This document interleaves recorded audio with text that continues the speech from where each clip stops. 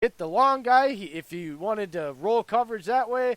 Uh, the extending and all this schoolyard stuff didn't start until 2015 when a lot of these receivers were gone. He loses Jordy Nelson. Their offensive line hadn't been real set yet. I mean, defense was no good. It was terrible back then.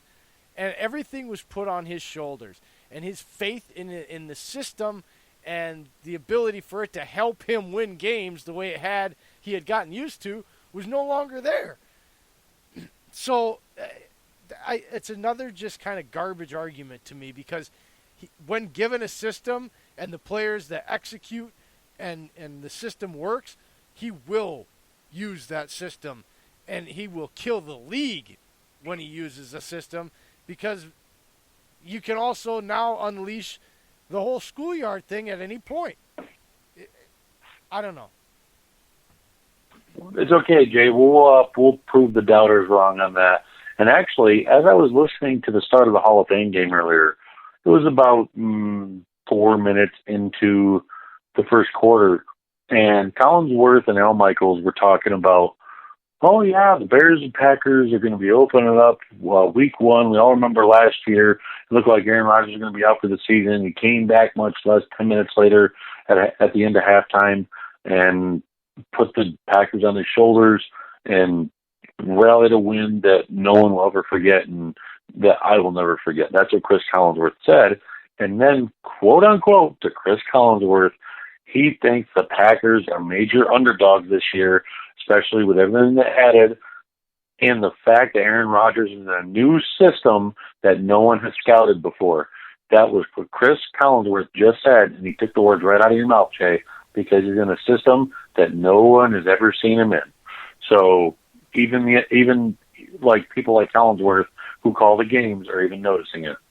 Really? Because I thought I was being told that I was crazy by several people lately. Just like we said Mike Daniels is going to get cut, or the fact that Dexter Williams won't get playing time. Yeah, isn't there some news with Dexter Williams? Dexter Williams has some breaking news? There is that. Well, not breaking news, but it's something I missed yesterday. I'm quite upset with myself. So he ended up getting running back one reps yesterday because of the fact that Aaron Jones and Jamal Williams was hurt. But after the team period, it said Aaron Rodgers and Matt LaFleur both went up to Dexter Williams after the team period and was talking to him and basically going through the positives and the negatives, but also they have both reassured on how well he fits into this offensive scheme. All I got to say is this kid is, I think, going to surprise the football world, and a lot of people don't even know his name. And Peter Bukowski there the other day, he had tweeted out that Ty Summers blew on him up, and then he kind of pointed out, he said, but the kid got to give him credit because he shows he doesn't give up. He's on the ground, he's fighting. And then so I'm looking at it, right? And I'll be damned if he wasn't spot on. So the guy gets blown up, Dexter Williams, gets blown up by Ty Summers on this pass blocking drill, right? Gets knocked right on his, over backwards on his butt. And instead of just laying there and getting frustrated like some young players would, especially he was throwing forearm shivers. He spins around, gets on an elbow to foot, and forearm shoves him right kind of in the hip above the knee, and it pushes Summers out just a quarter inch or so, enough where the quarterback can step up and Summers can't get there. Now, look, if that's in a game, literally the difference between a sack and punting and a first down or big play. Those little things for a guy that, clearly his pass blocking, his technique at the beginning, you don't want him to get blown up. But, I don't think there's enough to be said about that little intricacy, that little effort, it's that the little extra fight thing. Right. That you can't teach that to players, guys. And look, when I am breaking things down and really getting nitpicky and really wanting to really know, those things to me matter. They matter. Not every player does that. Not every veteran player does that. To see it in a 6th-round pick kid that has had some off-the-field issues because he should have been a 2nd or 3rd round, maybe 4th-round pick, couldn't be happier because that is my boy. I have bold predictions for that man, and I'm happy to see him with those kinds of positive things, because those are the type of things in practice, in training camp, that give you the trust and give you the ability to get opportunities to learn and show out and get in games more, so that the bold predictions that I have can be had. So thank you very much, Mr. Dexter Williams. I'm rooting for you, and that was really awesome. Proud of you, buddy. Thank you. Well, also, too, talking about a little bit Packers camp, I got to come out and say it. This new strength and conditioning coach that the Packers hired has been phenomenal. I know LaFleur has gone with a no tackling rule for certain reasons to basically prevent injury, but the fact is we have some people out with minor stuff. There's no major stuff that has been reported like in years past of like decade and a half. The Packers have been on the injury bug, and we've gone through 7 training camp practices now with no injuries of like major concern. And it's really good to see that finally the Packers are on the right side of it, because I'm seeing other teams that have been catching injuries, i.e. the Giants, the Bengals, stuff like that. And man, 2 years ago, you go and look, you could see Packers injury list, and it was like 30 players long. That's how bad it was. And just the fact now we're down to 0 for major injuries is amazing. It's a breath of fresh air. And I appreciate the fact of LaFleur. Even he said today, there was basically almost a really heavy walkthrough, because of the fact, he goes, if you work guys 3 days in a row, it's going to come out and you're going to overexert some guy's body and he's going to get hurt. So that's why we're just doing that. He even said we have family night tomorrow. You may hear a couple thuds here and there because people want to start hitting the pads on. But he said the fact they're in front of the crowd, they're hyped up. So I have no problem them doing it in family night, but the fact is now is why I'm preventing injury. I want them to keep our unit healthy for the season. And that I appreciate as huge as anything else from LaFleur. Well, not to change the subject, Bud, but before we get going, I want to discuss something that came up, because it's kind of a cool debate to have, but it's coming off of Michael Thomas's big contract. And it comes up to a point that I have, it's the same feeling I have about running backs. You cannot pay Michael Thomas $20 million when you have Davante Adams, who scores more touchdowns, plays in inclement weather, has proven he can do it without a stellar quarterback and still produce. You can't pay that guy 25% more than the guy that's literally everybody's arguing that Thomas is better. I don't understand it. Because to me, again, it comes back to, all the stats are great, but he gets to play in a dome 8 games in New Orleans. He gets to play in a dome when he goes to Atlanta. He gets to play in warm weather that's, it's not really inclement. Tampa Bay, Carolina, Carolina and Tampa Bay. So that's, 11 games out of 16 a year guaranteed to be in good weather? Davante Adams has the complete opposite of that. They can say, well, you got a dome here and you got a dome there, but a lot of their teams end up playing just so. And Michael Thomas has never done it without Drew Brees. And Michael Thomas disappears in the red zone time after time. That's why you cannot tell me that they're comparable when one has got 9, 5, and 9, and the other one is 10, 15, and 12. That's not the same thing. Or I think it's 12, 15, and 12 or something like that. They're not, it's not the same.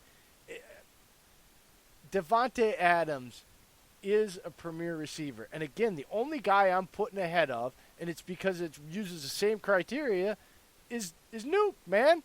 Because, again, he did it for years with nobody at quarterback. He's a stud. And so how you can take anybody else over those two guys, 1A and 1B, because of that specific thing. The numbers are there. The skills are there. The catches are there. The touchdowns are there.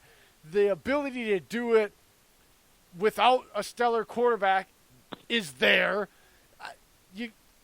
I just Davante Adams is getting underpaid, but again, I think $15 million is where you can't pay a pass rusher more than $15 million. You can't pay a wide receiver more than $15 million. You can't pay a running back, no matter who he is, more than $8 million. There's just certain positions you just can't overpay.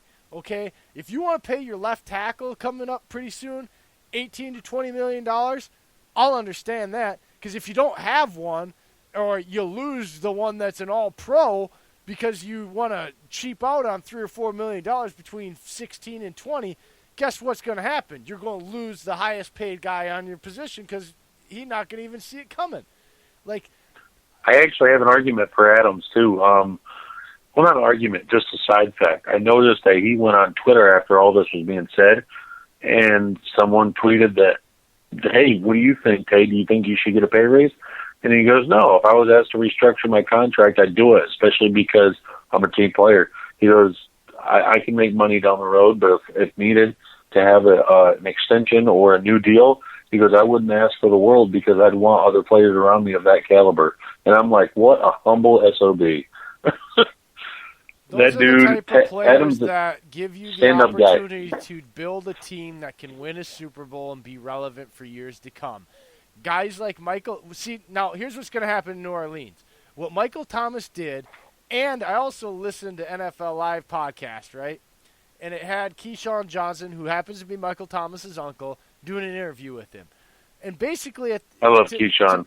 Right, but it basically, Michael Thomas is a guy that openly admits that sometimes you got to be greedy, and he was looking for the big payday. He deserved it, all this stuff. Well, that's going to be contagious. Now, the next guy that balls out, you think when Alvin Kamara, if he balls out this Amari year, Cooper is the next big wide receiver, and Julio is too. No, I'm saying on the Saints, period. In that line. Oh, on New Orleans, I'm sorry. The effect of Michael Thomas's attitude and talking about he earned it, he deserved it, is going to do to a team. At some point, they're going to tell somebody, and it's probably going to be Kamara, and then guess what? Now you've got a problem between front office and locker room. And it also makes guys, and I don't give a crap what you say. Like, people, they're never going to admit it. Human nature is human nature. If you see a player get paid and then you go out and feel that you did the same thing and don't get paid, or they say we can't pay you that because you play this position or that position, you can pretend like you're happy as hell, but you're resentful, and some of that resentment goes towards the guy that got his money.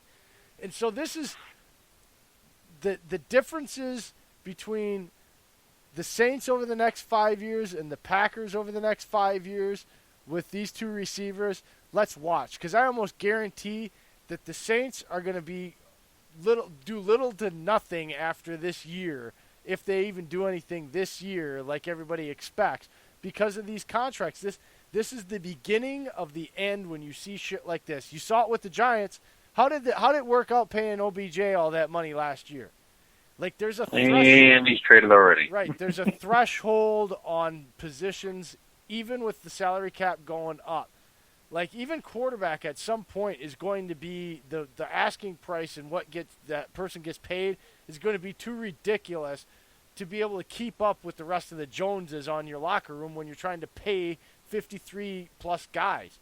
You know, it's just a fact of the life. And we also have a new CBA coming up in a couple of years too that's going to affect this whole thing. So, look, I'm all about guys getting their money. Don't get me wrong. I'm just saying, when you look at this from a business standpoint, this is not a good thing for the Saints as a team organization for their chances to be relevant Super Bowl contenders over the period of this contract. That's all I'm saying.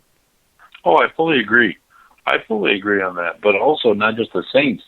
Across the league, you're going to have Cooper, you're going to have Jones, you're going to have Keenan Allen wanting a new deal. Breaking the bank, every one of them. And all of them, I'm going to say that it's the same thing. It's not that I don't like Thomas, or if they paid Davante Adams, I'd be pissed at Adams as a Packer fan, because I'd be saying, what are you thinking? And then, look, I know people are going to say, well, Rodgers took 33. But you have to understand the reason they did it and when when they did it with the way the contract was structured, and actually gave the Packers freedom